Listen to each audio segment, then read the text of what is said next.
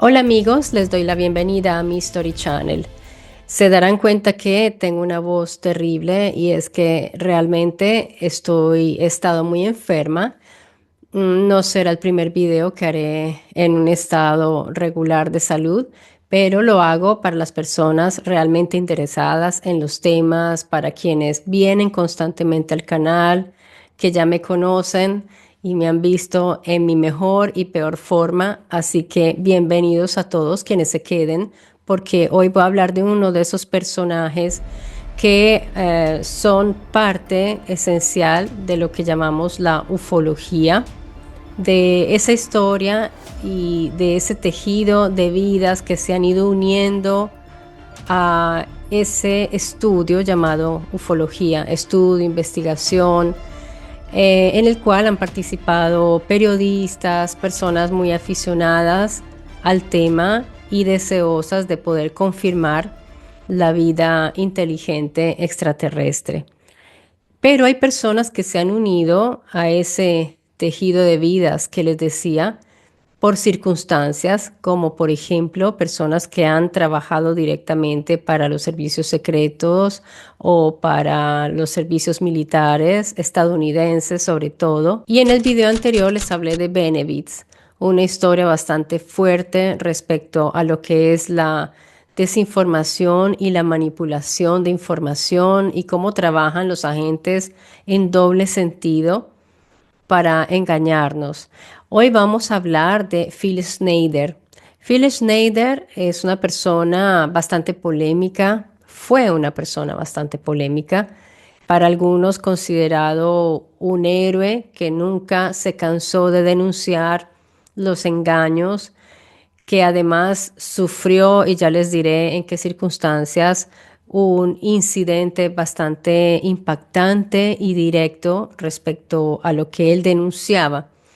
¿Quién era Phil Schneider? Él fue un conferencista estadounidense muy activo en el ámbito ufólogo durante la década de 1990.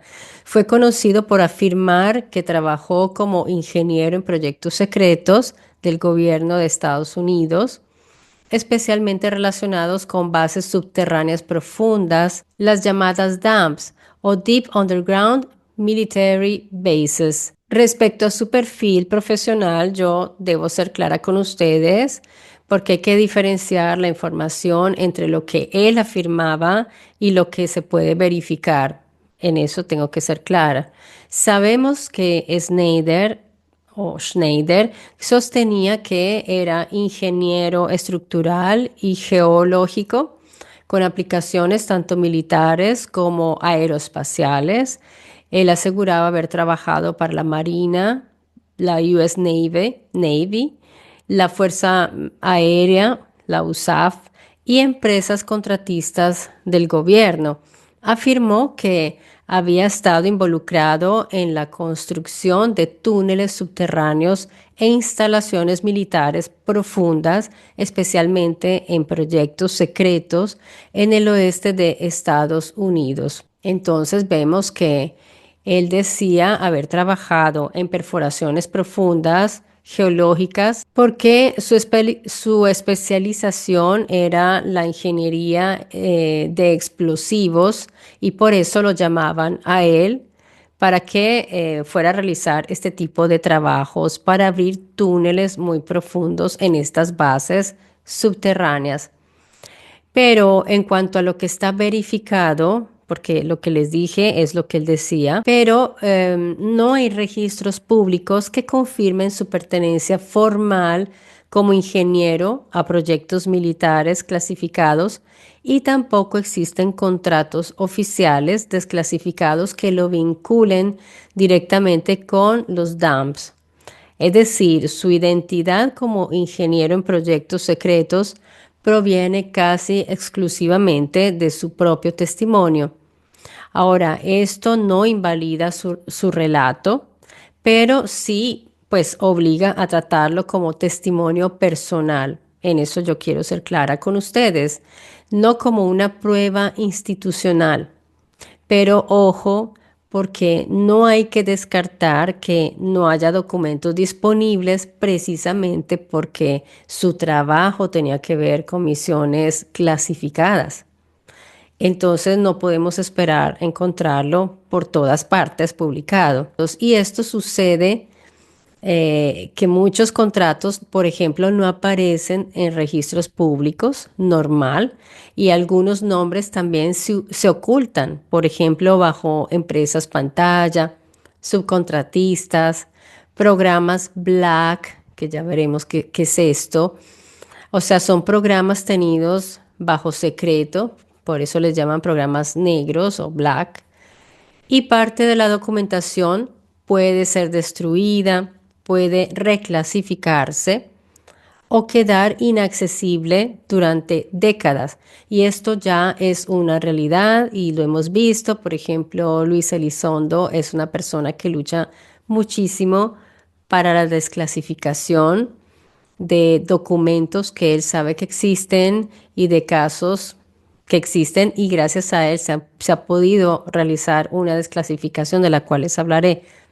Cuando se habla de programas Black, amigos, Black Programs o Black Projects, se hace referencia a proyectos militares o gubernamentales clasificados, que son financiados y operados fuera del conocimiento público e incluso fuera del control habitual del Congreso.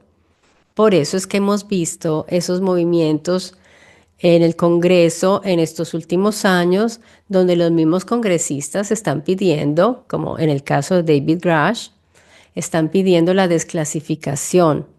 Últimamente se está viendo ya como esa pugna ahí mismo. Dense cuenta cómo trabajan los niveles de secretismo dentro del mismo gobierno de Estados Unidos. Tienen una manera de protección, de blindaje impresionante y se han creado dentro del mismo gobierno unos estamentos que son tan secretos que yo creo que ni el mismo presidente a veces tiene el conocimiento de ciertos elementos. Así que cuando se habla de un deep state o un gobierno profundo, seguramente existe y no es una cuestión de conspiranoia.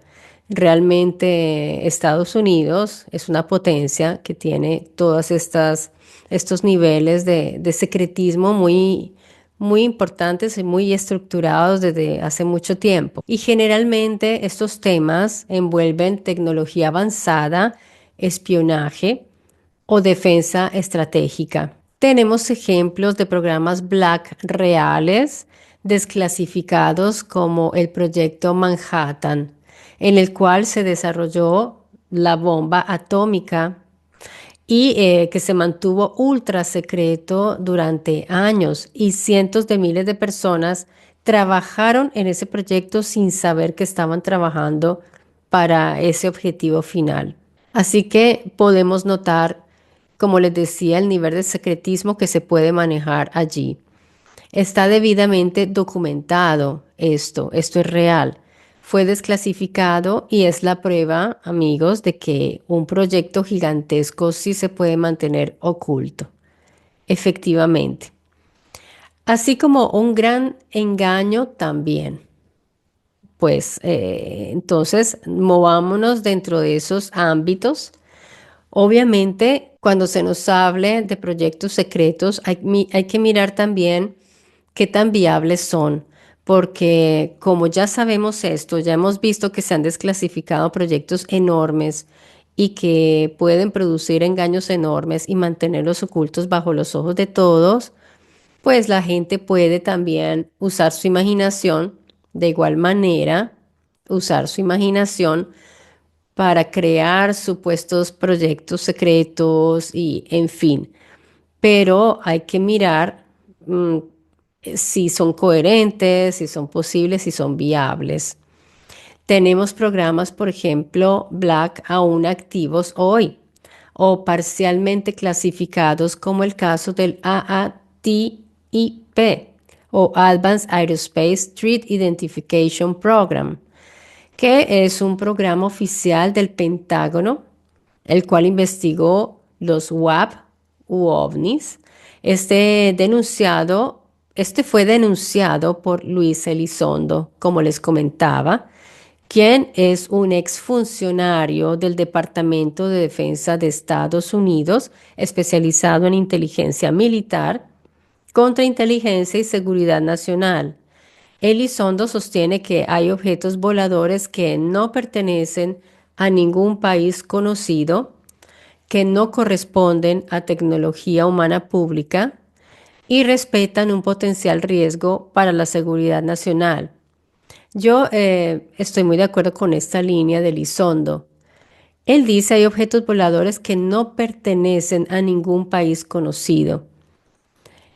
En ese caso, cuando recientemente tuvimos muchos objetos en el aire, los gobiernos sí estuvieron muy preocupados.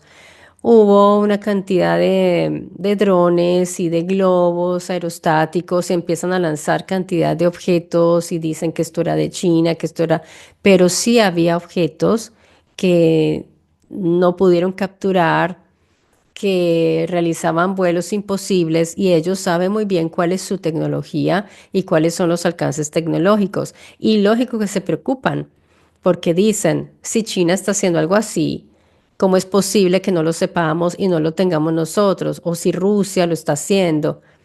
Pero ellos saben más o menos cuáles son las capacidades tecnológicas que hay en circulación. Continuando con Schneider, Phil Schneider afirmaba que a finales de los años 70 y principios de los 80 participó como ingeniero en la construcción de 13 bases subterráneas profundas, o sea, las famosas dams, en varios puntos de Estados Unidos y Europa, entre ellos la de Dulce, Nuevo México, el Área 51, en Colorado, Nevada, también.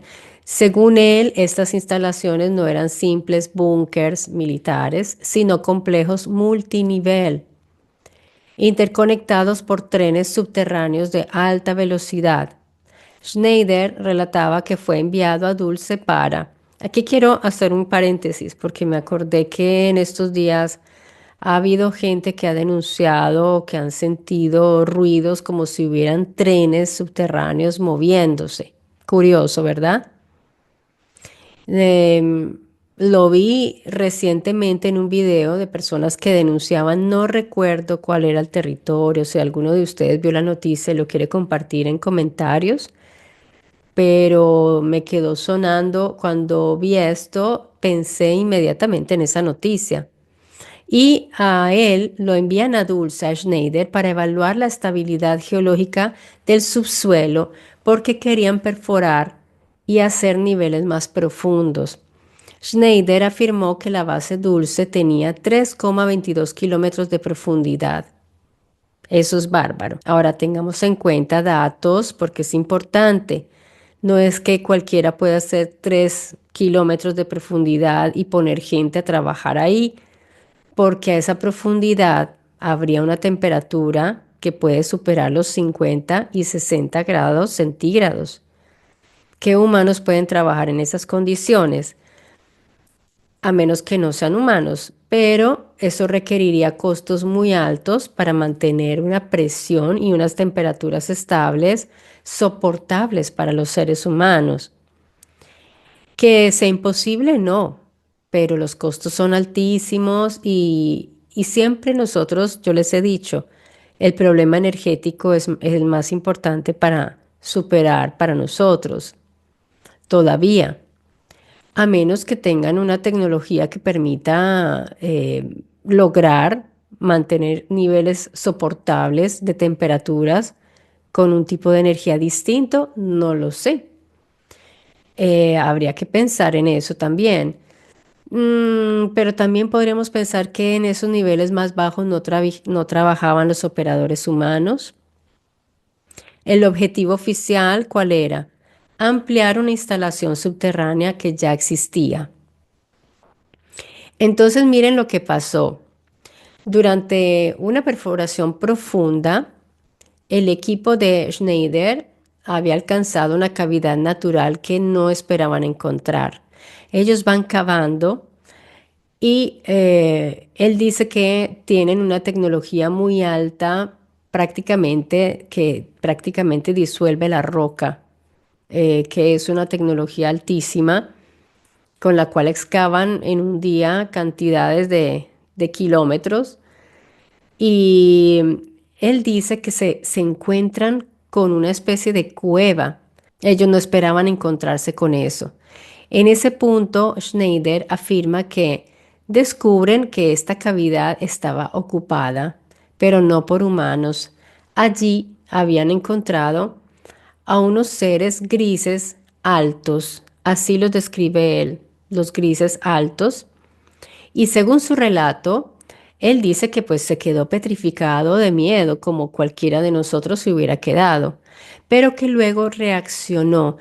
Schneider dice, pues yo era un ingeniero y no debería estar armado, pero siempre me cargaba mi pistola. Ustedes saben que los norteamericanos, para ellos es normal como tener el encendedor, y más si eres pues si trabajas con militares en ese medio, aunque él era un ingeniero, él se cargaba su pistola. Él dice que una pistola muy ligera, muy liviana y muy bonita.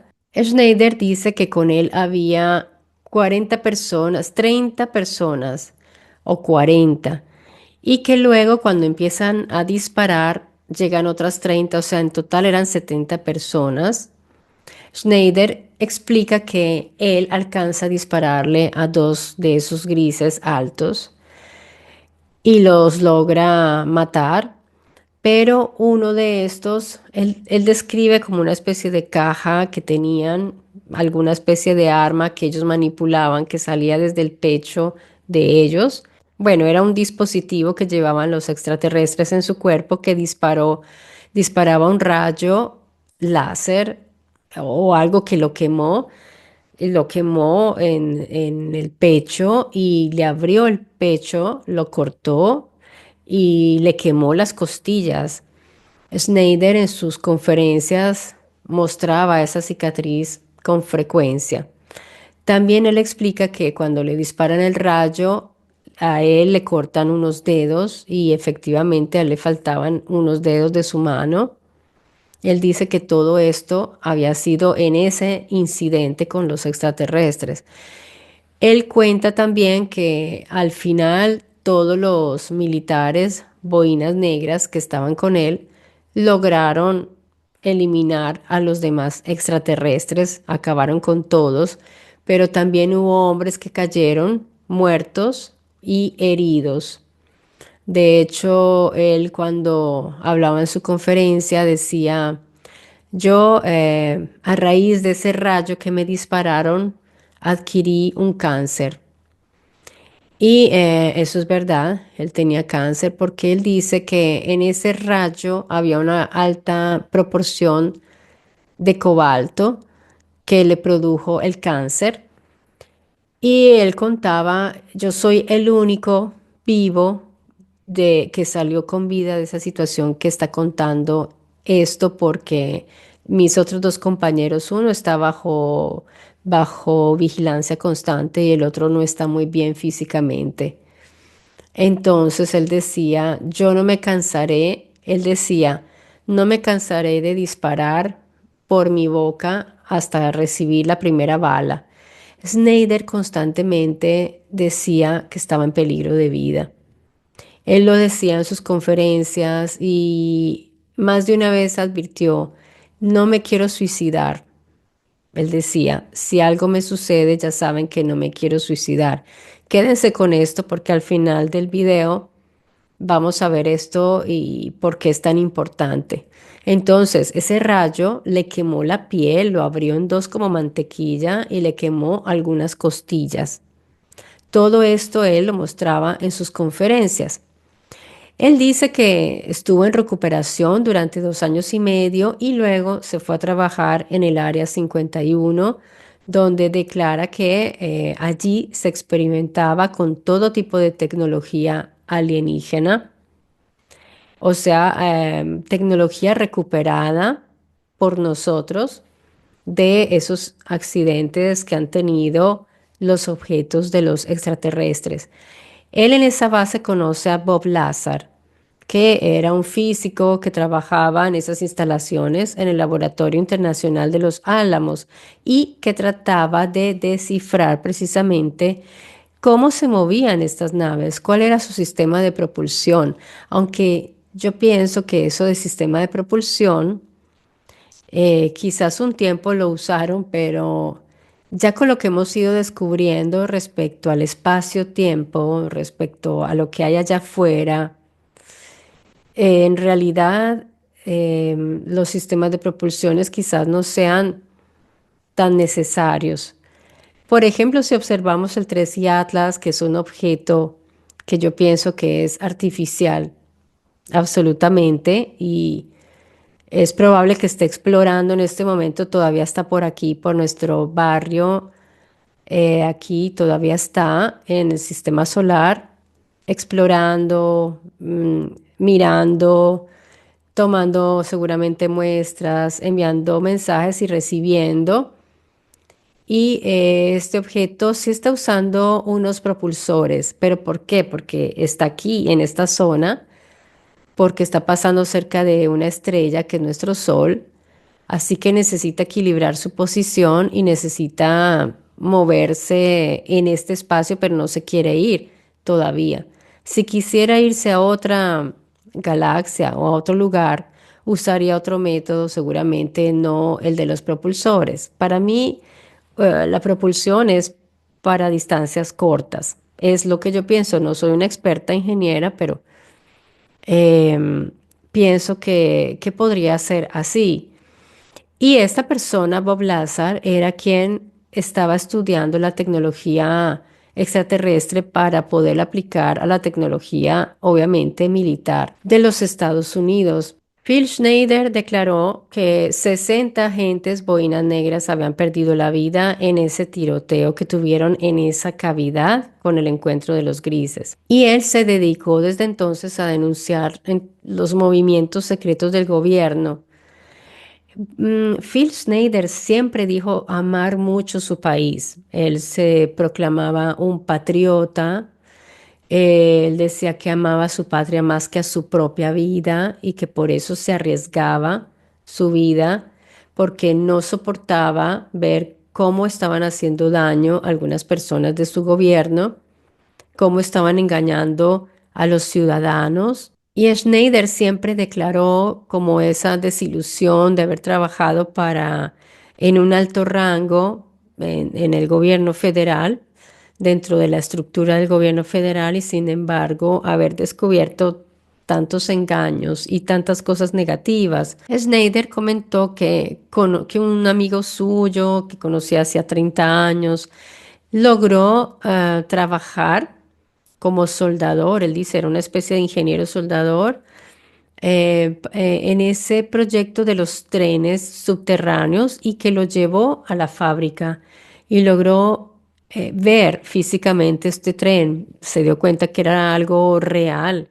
y que se estaba invirtiendo muchísimo dinero por parte de esos presupuestos negros ocultos. Su amigo le contó, bastante conmocionado, que les habían encargado a esa empresa 107.200 vagones con un gasto de miles de millones de dólares. Así que todo esto iba a subcontratistas. Y como les había comentado anteriormente, Schneider habló de máquinas perforadoras que trabajan con láser. Bueno, esas máquinas perforadoras que Schneider cita en sus conferencias, que dice que prácticamente disuelven la roca, es algo que, por ejemplo, se está experimentando a escala menor en microperforación y pues lo hacen con, digamos, en proporciones pequeñas, pero para perforar túneles se requeriría temperaturas superiores a 1000 o 1500 grados centígrados, lo cual también es una energía continua gigantesca. Les repito, siempre que nos hablen de proyectos secretos, hay que mirar qué tan realistas son en términos de energía, porque esa es nuestra tecnología. Nuestro manejo de la energía habla de nuestro nivel de tecnología. Por eso, si ustedes comparan el nivel tecnológico nuestro, digamos, con los chimpancés, les voy a decir cuál es la proporción, porque ya sabemos que hace un chimpancé y pues no siendo injustos con ellos, porque pues tampoco es como para sentirnos muy superiores, pero hablando en términos matemáticos, en términos de manejo de energía, lo que les decía, nosotros, los humanos, manejamos 5000 vatios y la proporción entre el manejo de energía de un chimpancé a un humano, que como dicen que son nuestros primos, la proporción sería de 1.500.000, o sea, de entre 50.000 a 1.500.000 a 0,01 a favor del humano. Eso es lo que nosotros, si nosotros miramos la proporción que les digo entre nuestro nivel tecnológico y el del chimpancé, que es nuestro familiar primate más cercano, es enorme. Asimismo, es la proporción nuestra entre nosotros y los que logren viajar intergalácticamente, los que puedan venir como quienes hayan enviado el objeto 3 Atlas. Por eso no debemos dar por sentado nada, porque los científicos lo llaman asteroide y pueden llamar asteroide muchos objetos que de pronto quizás no lo sean, quizás ya hayan encontrado una manera de camuflaje o simplemente no tenemos la capacidad de ver esos objetos, porque nuestra capacidad de ver es lo que nosotros decimos, es lo que a los científicos oficiales los mantiene en la línea de, pues si no los vemos, no están. ¿Dónde están? ¿Por qué no los vemos? No, no es que no están porque no los vemos. Simplemente es que somos nosotros los que tenemos una baja capacidad tecnológica para ver los objetos intergalácticos. Tenemos una cortísima visual de lo que realmente hay allá afuera en el espacio. Así que decir que no hay vida o que no hay objetos tecnológicos allá afuera solo porque no los vemos no es válido, absolutamente. Schneider, por ejemplo, afirmaba cuestiones como que el nuevo orden mundial depende de esas bases, porque el nuevo orden mundial está conformado por individuos extraterrestres y que tienen su propio líder aquí entre nosotros. Hay personas que piensan que en este momento se está realizando un cambio de gobierno en ese sentido. Él, por ejemplo, también decía que por cada año de calendario nuestro, la tecnología secreta estaría 44 años más adelantada que la normal que nosotros vemos. Esto me parece muy coherente porque seguramente militarmente nos ocultan sus adelantos, pero de todas maneras podemos tener más o menos nociones de en qué estamos respecto al vuelo y todavía realizar objetos aerodinámicos. Nosotros vemos cómo son sus armas secretas porque ya se han filtrado algunas cosas y son siempre aerodinámicos. No hemos visto esferas, nosotros no podemos hacer esferas que se mantengan estáticas en el cielo y que hagan vuelos de 45 grados y que cambien de velocidad de cero al máximo, a la máxima potencia y mucho menos ser piloteadas por humanos.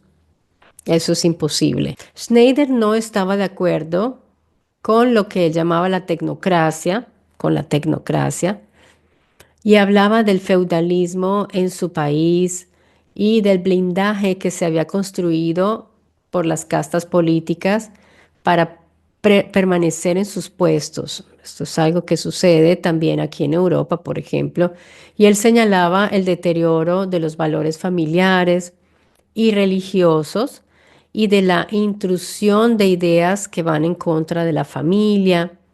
Es decir, él mostraba una gran preocupación general por lo que estaba sucediendo. Y su crítica hacia la estructura gubernamental realmente le trajo serios problemas. Él sabía entonces que estaba en peligro Y como les decía, su final fue bastante trágico. Pero antes de contarles respecto al final de Schneider, quiero también contarles quién fue el padre, porque juega un papel importante aquí. El padre de Schneider era Otto Oskar Schneider, quien fuera un capitán de submarino durante la guerra y fue capturado por los franceses que lo integraron al ejército de los Estados Unidos. Fue maestro maquinista y fue médico también. Estuvo involucrado en los proyectos de la bomba A y la bomba H y también en el experimento Filadelfia. Schneider declaró que su padre inventó una cámara fotográfica de alta velocidad y él cuenta que el padre estuvo en las Islas Bikini y que los pobladores tenían serios problemas con sus animales. Los pobladores de las islas sabían que en el mar vivían una serie de criaturas no humanas y que a veces se les desaparecía el ganado, ellos criaban cerdos, por ejemplo, y parece que tuvieron muchos problemas en ese sentido y ellos decían que eran los seres que llegaban, que estaban viviendo bajo el mar. Y Philip narra que su padre con esta cámara de alta velocidad logró capturar objetos también voladores que salían del mar, precisamente.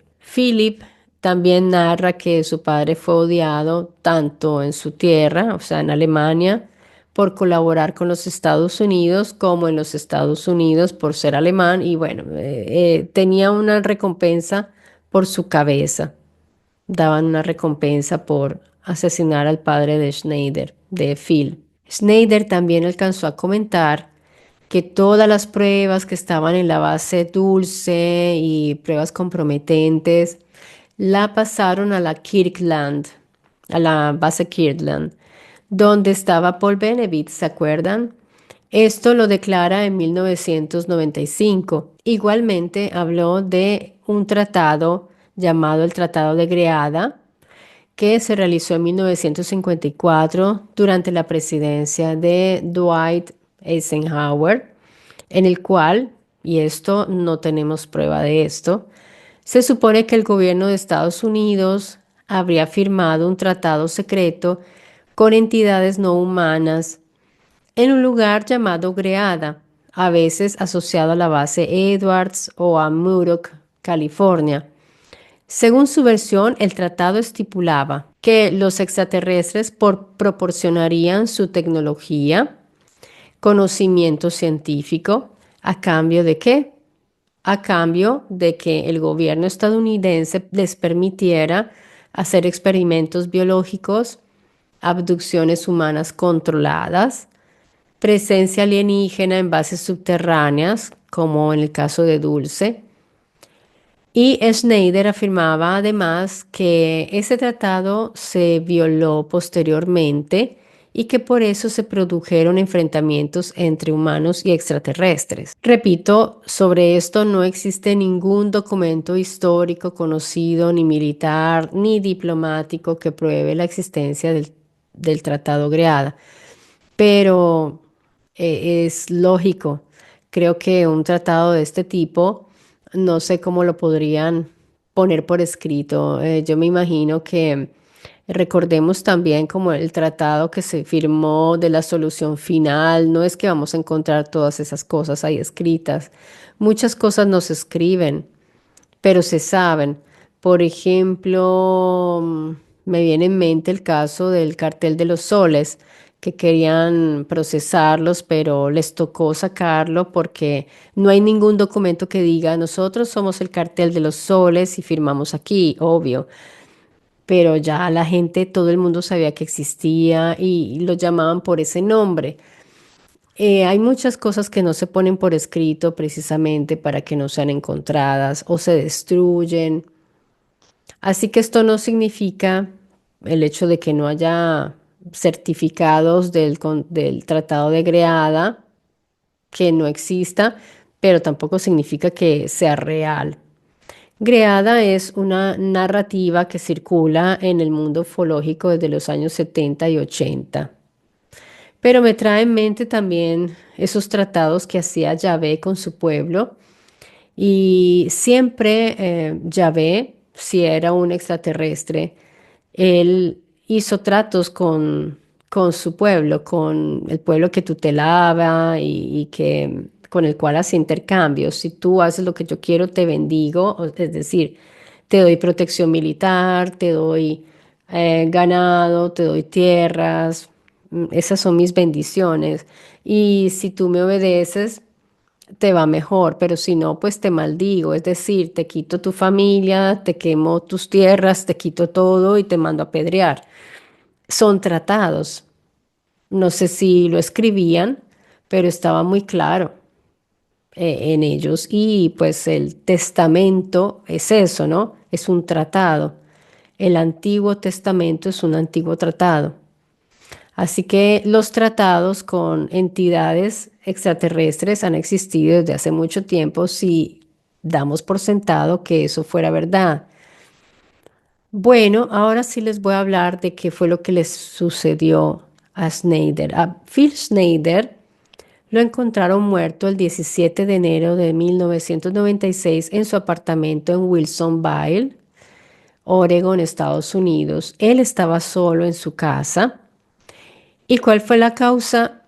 Asfixia por estrangulamiento con una sonda de catéter quirúrgico, es decir, una manguera flexible de esas médicas con las que hacen en la flebo o algo así. Las autoridades lo clasificaron como una autoeliminación. Ahora ustedes vamos a pensar un poco, vamos a empezar a razonar un poco usando lo que llamamos el sentido común, la lógica y las estadísticas, porque si vamos a buscar estadísticas de autoeliminaciones, no es común que una persona haga eso. Cuando vemos que se lleva a cabo una autoeliminación humana, generalmente si lo va a hacer por asfixia, o sea, ahorcamiento, generalmente lo hacen. Esa imagen del banquito cuando lo tiran, ¿saben por qué es? Porque si dejan el banquito ahí, la persona no lo va a hacer. Es que el instinto de sobrevivencia, de supervivencia, es muy fuerte en el humano, en todas las especies, es muy fuerte. Les pongo un ejemplo reciente. Hay personas que se tiran a los ríos para suicidarse, pero después se dejan rescatar, porque es que la persona va a tratar y va a tratar de salvarse y si le tiran una cuerda la va a sujetar, porque es el instinto de supervivencia. Así que hay gente que cuando realmente quiere cumplir con su cometido lo hacen generalmente o con un disparo de la manera más eficiente posible y menos sufriente, se puede decir menos, que se sufra menos. Y la asfixia, de todas maneras, la persona alcanza a sufrir la asfixia y va a tratar de salvarse. Ahora, ustedes pónganse a pensar una persona que no tiene todos los dedos, la dificultad para hacer un nudo tan fuerte. Cuando han encontrado esos cuerpos como el de Epstein con una sábana, o no me acuerdo cómo fue que lo encontraron a baja altura del piso, arrodillados. Eso, olvídense, eso no son autoeliminaciones. Cuando la persona está arrodillada o toca el piso, eso es imposible. O que con el calentador o con la puerta, eso no. Eso fue otra persona que lo hizo porque es muy fácil salvarse, o sea, no es difícil que la persona lleve a cabo eso a menos que realmente esté en una situación mental bastante fuerte que no le permita hacer uso de ese instinto de supervivencia. Yo no sé, para mí eso no fue una autoeliminación, para mí está clarísimo, además que él repitió constantemente, si yo no me quiero suicidar, lo dijo más de una vez, o sea, él lo advirtió muchas veces. De ahí ya a pensar cuál fue el motivo, tendríamos que conocer la intimidad de esta persona. porque obviamente lo primero que uno piensa es, él era un personaje público, era una persona que hablaba constantemente de esto, de las conspiraciones del gobierno, criticaba mucho el gobierno de Estados Unidos, hablaba de cuestiones delicadísimas como presupuestos negros que se manejaban por debajo de cuerda, todos desviados para esos proyectos. Entonces, lo primero que uno piensa es, fueron ellos mismos, a las personas que él denunciaba. Eso es lo primero que se le viene a uno a la mente, ¿verdad? Y no es el primero tampoco, no es el único que ha muerto en circunstancias extrañas, que estaba haciendo prácticamente la misma campaña. Tenemos a varios sujetos dentro del medio, sea de la investigación OVNI, directamente o indirectamente, como los llamados visualizadores a distancia. Uno de ellos murió también en circunstancias extrañas. Se supone que le dio un ataque al corazón, pero él se estaba acercando mucho a una información delicada y fue visitado. Eso es lo que dicen en un documental vi. Fue visitado por el FBI y al otro día muere de un ataque al corazón. Le dieron algo en la bebida. Así que amigos, de verdad que yo diría que de Phil Schneider se podría pensar muchas cosas porque uno puede pensar que es una persona que puede tener problemas emocionales de algún tipo, pero ya esa muerte lo que hace es como, como afirmar lo que él estaba diciendo y haciendo. La muerte suya precisamente afirma mucho. Así que si lo que querían era simplemente silenciarlo, pues sí, lo silenciaron a él, pero él alcanzó a hablar bastante. Hay muchas conferencias. Él escribió un libro en coautoría con un arquitecto que también denunció lo de las bases subterráneas. Y eso de las bases subterráneas pueden parecer ciencia ficción, pero cuando encontramos ciudades como Derinkuyu, donde vivieron personas, miles de personas vivieron allí por muchos años. Entonces, ¿por qué no? ¿Por qué no? Y hoy día sabemos que hay búnkers, mundialmente hay búnkers. ¿Qué hay ahí debajo de esos búnkers? No lo sabemos. ¿Qué más hacen allí? No lo podemos saber. Y los objetos no identificados que se han visto entrando a los volcanes, entrando al mar, saliendo del mar, yo diría que se van uniendo muchas cuestiones que, que son indicios, amigos, son realmente indicios y no podemos tomar esto como si fuera simplemente gente desequilibrada. Hay personas que supuestamente son denunciantes, pero que pueden estar trabajando para ellos mismos. De manera que no podemos confiar en todos. Debemos estar con los ojos bien abiertos, desconfiando y pendientes de qué va sucediendo, mirando los movimientos mundiales. Se están moviendo fichas ahora, se está moviendo todo el tablero de juego, se está ya configurando ese gobierno mundial, porque nos damos cuenta cada vez más, se va reduciendo a pocos países el verdadero poder, nos vamos dando cuenta. Y sí, amigos, el 2026 es como el inicio del cambio y vamos a ver qué va sucediendo en este tablero geopolítico, porque todo esto está unido. Así que bueno, amigos, se va poniendo interesante todo el panorama. Si ustedes quieren, seguimos hablando de estos personajes que han conformado la historia de la ufología.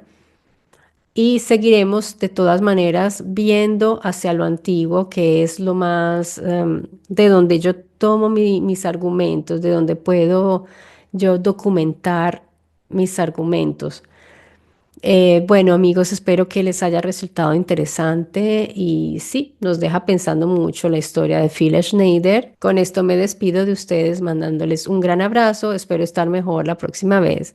Cuídense mucho y hasta pronto.